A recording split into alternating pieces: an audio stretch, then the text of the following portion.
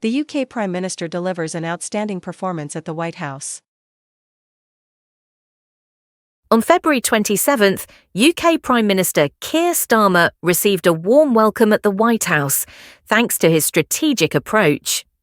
In his first meeting with President Donald Trump since the US leader took office, Starmer skillfully set a friendly tone for the discussion. To start, the British Prime Minister pulled an embossed royal sealed envelope from his breast pocket, an official invitation for Trump to make a second state visit to the UK, personally signed by King Charles III. Acting as a royal envoy, Starmer repeatedly emphasized the unprecedented honor, highlighting that Trump would be the first sitting US president to receive two state visits to the land of the rose.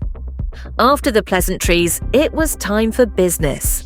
With a firm tone, Starmer remained committed to the UK and Europe's stance on peace negotiations regarding Ukraine.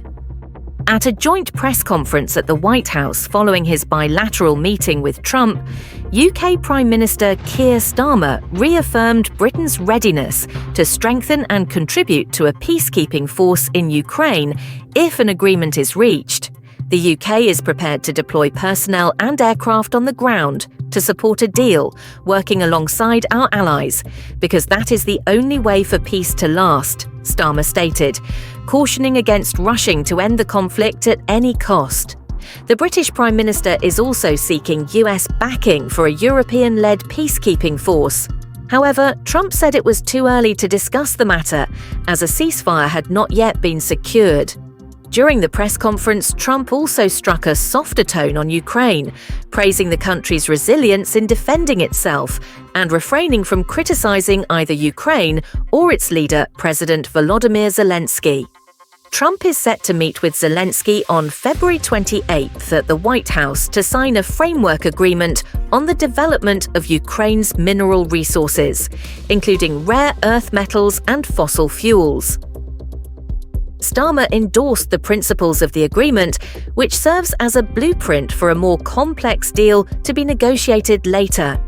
It lays the foundation for an investment fund and joint US-Ukraine management of mineral extraction rights.